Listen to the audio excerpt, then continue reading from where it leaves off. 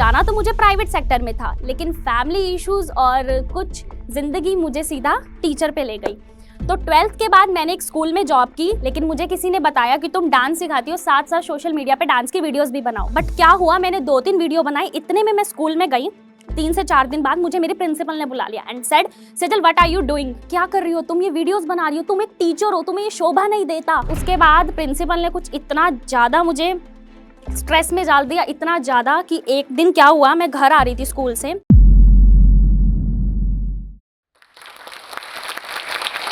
नमस्कार, मेरा नाम है सेजल गावा, मैं 22 साल की हूँ। मैं हरियाणा के एक छोटे से शहर रोहतक से हूँ। आपने मुझे इंस्टाग्राम और यूट्यूब पे टीचर और ट्यूशन वाली दीदी के किरदार में देखा होगा, तो अब उस किरदार के पीछे की कहानी मैं यहाँ जोश टॉक पे बताने आई हूँ। तो चलो मेरे बचपन से स्टार्ट करते हैं। बचपन से ही मुझे बहुत शौक था प्राइवेट कंपनी में जॉब करने का, कॉर्पोरेट सेक्टर में जाने का। लेकिन जब मैं 9th क्लास में थी तो फैमिली सिचुएशंस कुछ ऐसी होगी कि मुझे जॉब करनी पड़ी। तो बेसिकली मैं 9th क्लास से ही डांस सिखाने लगी बच्चों को अकेडमी में। 400 रुपए में डांस सिखाती थी, 300 रुपए में डांस सिखाती थी, 500 रुपए में डांस सिखाती थी। उसके बाद ये सिलसिला 12th क्लास तक चला। अब देखो, जाना तो मुझे प्राइवेट सेक्टर में था, लेकिन फैमिली इश्यूज और कुछ जिंदगी मुझे सीधा टीचर पे ले गई। तो 12th के बाद मैंने एक स्कूल में जॉब की, जो की थी 5,000 रुपए महीना। मैं वहां अपना पूरा दिन देती थी और मुझे सिर्फ 5,000 रुपए मिलते थे, क्योंकि करना पड़ता है, फैमिली सिचुएशंस है। तो उसके बाद मैंने दूसरे स्कूल में स्विच किया और वहीं से मेरी सोशल मीडिया की जर्नी कुछ ऐसे स्टार्ट हुई। वहां पे मुझे बहुत सारे लोगों ने बोला, टीचर्स ने, कि तुम वीडियो बनाती हो उसको सोशल मीडिया पे डाला करो, इंस्टाग्राम, यूट्यूब पे। और मैं डांस टीचर थी तो मैं डांस की वीडियोस बनाती थी स्कूल से घर पे आके। मतलब मेरा स्कूल रहता था सुबह 6 बजे से लेके दोपहर को 3 बजे तक। फिर मैं आती थी, खाना खाती थी और मैं डांस वीडियो बनाने चली जाती थी। और एट दैट टाइम मेरे पास फोन नहीं होता था, मतलब मेरे पास एक एंड्रॉयड फोन होता था, तो मैं उससे वीडियो बनाती थी, वो बहुत ब्लर आती थी। तो मेरे को था यार व्यूज नहीं आ रहे, मुझे आईफोन से बनानी है। तो मेरी एक फ्रेंड थी, उसके पास आईफोन था, तो मैं क्या करती थी, आधा घंटा ट्रैवल करके उसके घर पे जाती थी, उसके फोन में वीडियो बनाती थी आईफोन में अपनी डांस की, देन उसके फोन में इंस्टाग्राम में अपनी आईडी लॉगिन करके वीडियो डाल के आती थी। लेकिन human being is human being. एक टाइम ऐसा आया, उसने भी मना कर दिया कि मेरे फोन में वीडियो मत बनाया कर, स्पेस खत्म हो रहा है एंड ऑल दैट थिंग्स।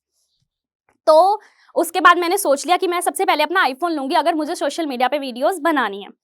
तो मैं इस स्टेज पे बोल रही हूँ, मतलब जो सबसे बड़ा मेरा सपोर्टर है वो है मेरा बड़ा भाई।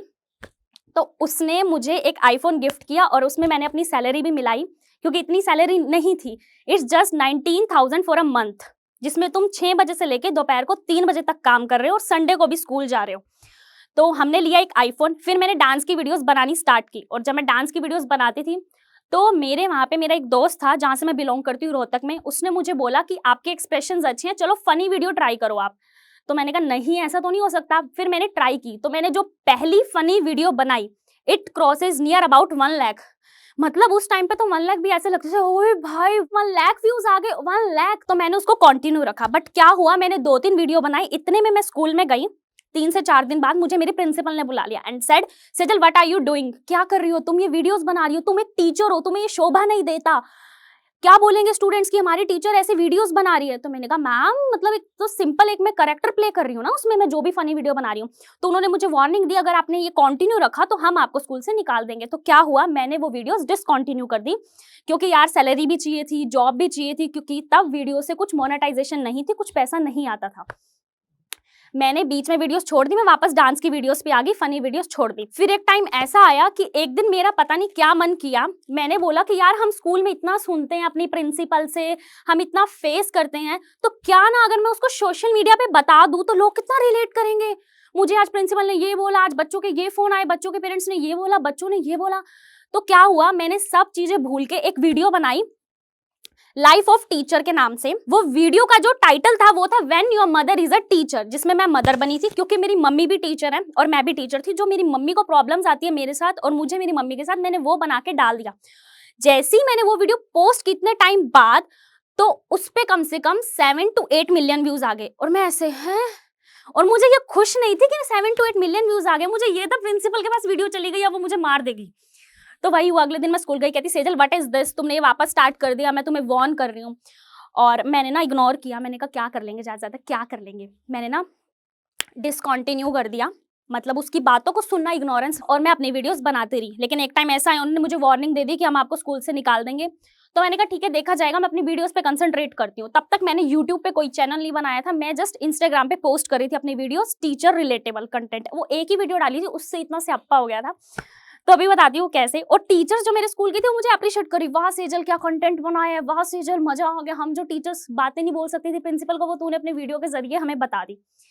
और उसके बाद प्रिंसिपल ने कुछ इतना ज्यादा मुझे स्ट्रेस में डाल दिया, इतना ज्यादा कि एक दिन क्या हुआ, मैं घर आ रही थी स्कूल से और मैं ब्लैकआउट हो गई। ब्लैकआउट मतलब जब आपको कुछ दिखना नहीं लगता। मैं रोड पे एक्टिवा चला रही थी और मैं वहां पे गिर गई। तो किसी ने मेरे घर पे फोन किया कि ये ऐसे ऐसे है, ये यहाँ पे गिरी पड़ी है। तो मेरी फैमिली, मेरा भाई और मम्मी मुझे लेने आए वहां पे।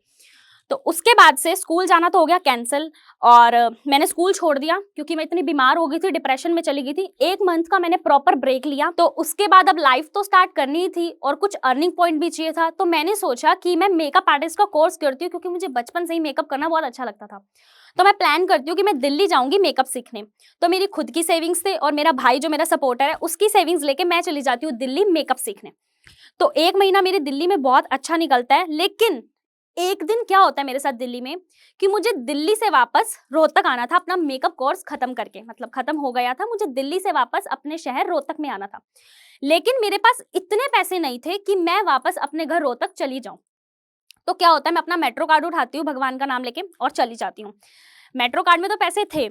मैं brigadier Hoshiyar Singh metro station, जो बहादुरगढ़ है मेट्रो स्टेशन, वहां तक पहुंचती हूँ। बहादुरगढ़ से रोहतक एक बस जाती है जिसका किराया मात्र 55 रुपीज होता है, और मेरे पास 55 रुपीज भी नहीं थे कि मैं चली जाऊं अपने घर। तो मैं बस में बैठ जाती हूँ, मेरे पास कंडक्टर आता है, मैम टिकट।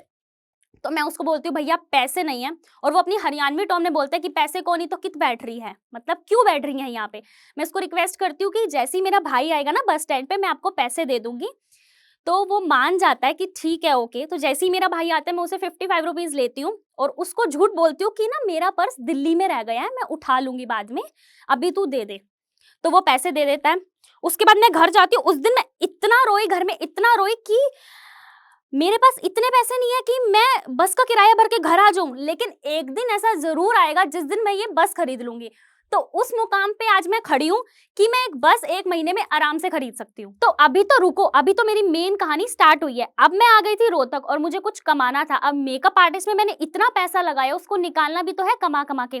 तो क्या होता था, मैं नया नया मेकअप सीख के आई थी, तो कोई भी मेरे से देखो मेकअप कराने नहीं आता था। तो मैं क्या करती थी, लोगों को पैसे दे के बुलाती थी। मैं मम्मी की हेल्प से, अपने भाई की हेल्प से उनसे पैसे लेती थी और मॉडल्स को पैसे देती थी कि मेरे से मेकअप कराओ, ताकि मेरे पास क्लाइंट आए।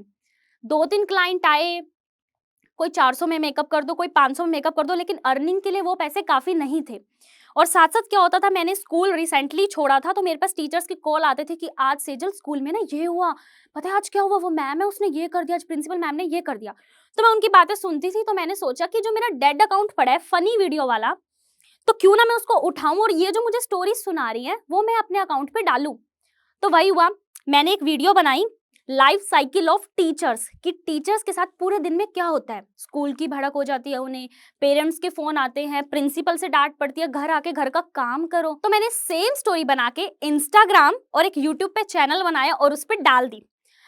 एंड यू नो व्हाट, उस वीडियो पे 33 मिलियन व्यूज आए, and 5 million on YouTube and 33 million on Instagram.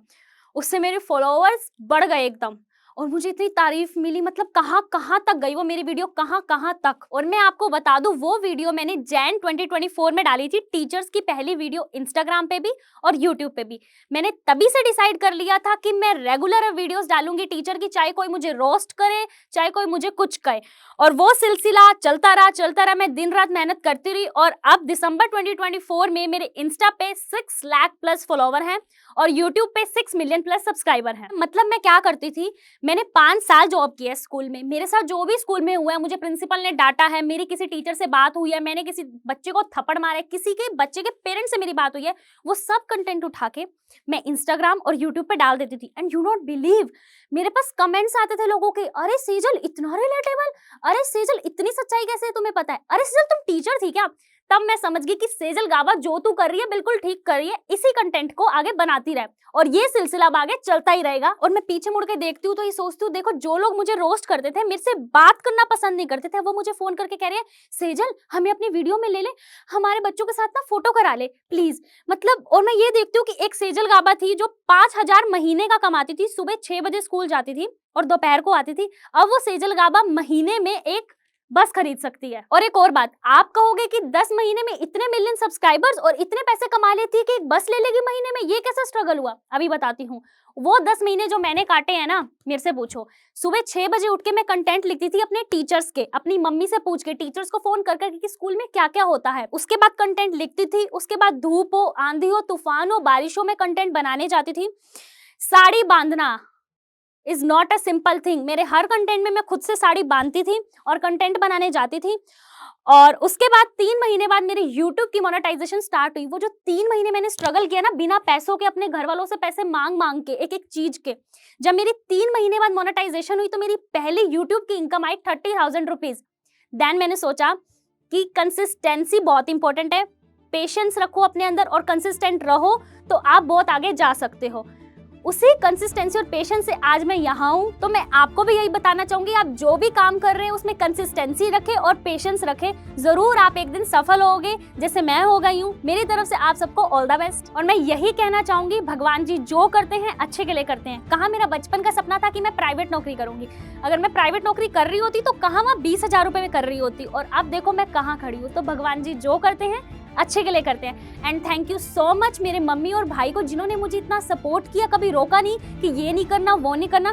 Thank you so much to my mummy and my भाई। और लास्ट में जाते जाते मैं जोश टॉक के प्लेटफॉर्म को थैंक यू बोलना चाहूंगी कि उन्होंने मुझे इस प्लेटफॉर्म पे आने का मौका दिया और मैं तुम्हें ऐसे ही हंसाती रहूंगी। Thank you so much everyone and जोश टॉक।